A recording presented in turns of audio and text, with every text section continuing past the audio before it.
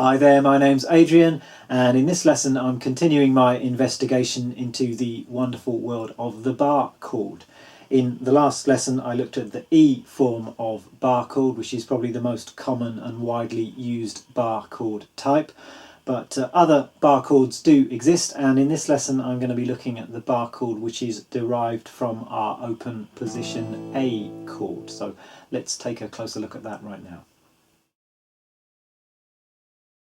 So you may recall that in the last lesson we took our open position E chord and converted it into a movable bar chord shape like that. In this lesson we're going to do exactly the same thing, but we're going to take our open A chord as our starting point. Then we're going to move each of the notes in that chord higher. We're going to create a movable bar chord that we can then take on up the neck like that. Now this particular bar chord, the A form of bar chord, is a really tricky one. There's no getting around that fact. It's really a case of, if you thought this E form bar chord was hard, wait until you try this one. But I'm going to try and take you through how to do it and make it as painless as possible. There's no getting around the fact that it will take a bit of determination and practice to get it sounding good.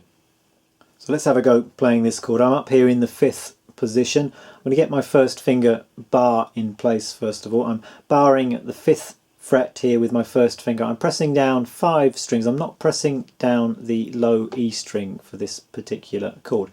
If you remember, when you play an open position A chord, you don't play the low E string for that. It's the same thing with this A type of bar chord. We're not playing the low E string. That's because the root note of this chord is this note here on the 5th string. So we're going to get our bar in place first of all. Now comes the tricky bit. We're going to play the 7th fret on the 4th, 3rd and 2nd strings. All of those notes are going to be played with your 3rd finger. So there's another bar involved in this chord with the 3rd finger. And then if you can get this note to ring, you can also play the 5th fret on the 1st string with your 1st finger bar. So that's what our chord looks like. You should have those 5 clear notes, but if you're anything like me, when I first started trying to play this chord it sounded absolutely terrible to start with, and it took a lot of work for me to get this chord consistently sounding good. So don't worry too much if you really struggle with this chord. It is just a question of being determined, and I've not yet come across anybody who actually can't play this chord with a bit of practice. Now there are a few things to bear in mind when you're playing this chord. The first thing is the positioning of your 3rd finger. This is the tricky bit. You're actually going to need to bend the first joint of your 3rd finger backwards a little bit in order to get sufficient pressure down on the string. So you want your 3rd finger to be looking something like that, just bent backwards so that you can press down those 3 notes. You might just experiment with the position of your wrist. I find it helpful just to bring my wrist slightly more forward so that I can get up and bend that 3rd finger backwards, so it's looking something like that.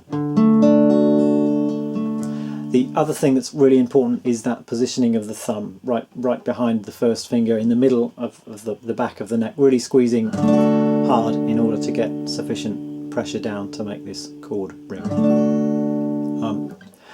Now, as I said, the note at the 5th fret on the high E string is kind of an optional note. This chord sounds great just playing the middle 4 strings. If you can play that high E string note, but I don't think it will be physically possible for everybody to do that, because it really depends on how long that 1st joint of your 3rd finger is. If it's too long, you physically won't be able to raise it up to play that 1st string note, in which case you can just let your 3rd finger just touch the 1st string and mute it a little bit, and that sounds perfectly good. Another thing to watch out for is the low E string. You definitely don't want that to ring, so I think it's a good idea if you just nudge into the low E string with the tip of your 1st finger, just to mute it and muffle it like that. That way you can play all of the strings in the chord with your pick and the low E string is never going to ring.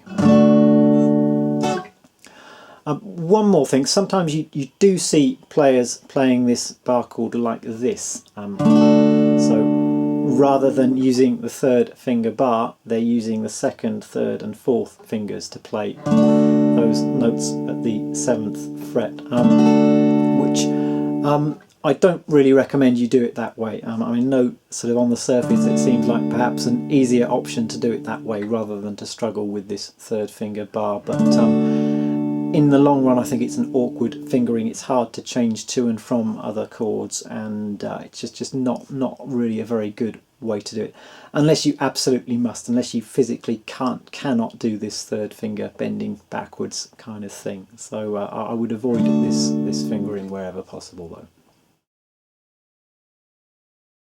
So once you've got the hang of that major chord shape, you can have a go at the minor chord shape, and fortunately this one's quite a bit easier to play. This one's derived from the open position A minor chord, and if you imagine just re-fingering those notes and using your first finger as a bar, you'll come up with a shape like this. So I've got my first finger bar is in the same place, covering 5 strings at the 5th fret. Then I've got my third finger playing the 7th fret on the 4th string, my little finger tucked in just underneath at the 7th fret on the 3rd string, and my second finger is playing the 6th fret on the 2nd string. So you should have these 5 notes, and if they're not ringing clearly for whatever reason, just try and adjust your fingers and move them about until you can get those 5 clear notes like that. Your fingers are in the same kind of configuration as they were for the major E form bar chord, just moved over by 1 string. So if you can already play that major E form bar chord, you shouldn't find this 5th string root minor bar chord too much trouble. So just like with the E form bar chord shapes, these 2 new shapes are movable chords, and we're going to need to know the names of these chords at various points on the neck so that we can put them into practice and use them to play songs. Now with these 2 new bar chords, the root note is found on the 5th string, so we're going to need to know the names of the notes on the 5th string in order to be able to play our 12 major and 12 minor bar chords. So let me take you through that. Now we should already know that the 5th string is an A note, therefore 1 fret higher than that, the 1st fret, we've got an A sharp, or a B flat is the other name. At the 2nd fret we've got B. At the 3rd fret we've got C. That's one of these naturally occurring half steps. B goes straight to C without a sharp or a flat in between. The 4th fret we've got C sharp, or D flat is the other name. 5th fret is D.